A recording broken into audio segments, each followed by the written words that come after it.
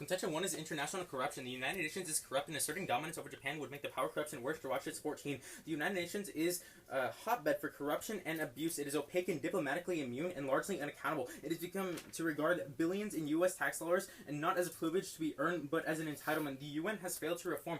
They have promised to enact aid and enforce rights for both animals and humans, and they have failed to deliver. Refer to the oil for food scandal of the United Nations. This problem is coming back to haunt us on the large scale. Refer to the Ukrainian crisis. Extend to Auschwitz. If the United Nations go through with a resolution, U.S. tax dollar donations would kill investor confidence, leading to global economical dips.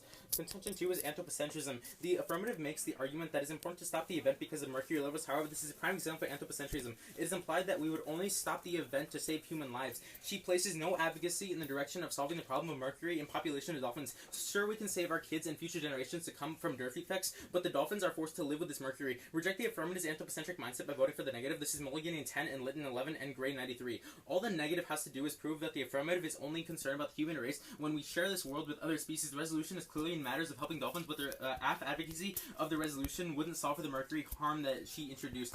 Move to on case. On her contender of inhumane action, she makes the argument that there are tons of dolphins being killed, but she has failed to prove why this is bad, besides implying that it pulls out our heartstrings. She makes the argument that not even cows would be killed in this manner, but later she makes the observation that dolphins have the right to swim freely and not worry about being killed. She fails to show why the lives of dolphins are more significant for saving, and the advocacy of what she throws aside to be mere cows or pigs, or of course the chickens. If the dolphins were entitled to these rights, then what about other animals that are thrown around and hung for hours alive before being beaten to death? The methods used to end the lives of these dolphins are considerably more humane than those used in commercial farming. On the contention of traditions in Japan, Japanese whaling and dolphin hunting has been an important part of Japanese society for over 1,000 years in the establishment of Japan. It's stupid that she should make this argument. She would disregard it completely on the flow. She says verbatim, "It is just terrible to do," and quote unquote, "not a good way to make money," end quote.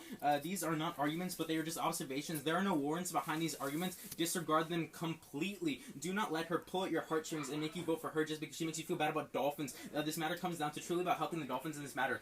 She says the United Nations should obviously do something about it. However, this is a prime example of Western dominance being asserted over Japan. Extend our corruption contention. The United Nations isn't bound by political means and is a loose cannon. If Japanese culture is muddled, then the global economic hit will be taken. Extend this to Burden 2000. Desperate nations will take desperate actions. Prior to economic collapse, the stress on nations will increase intensity and number of conflicts. And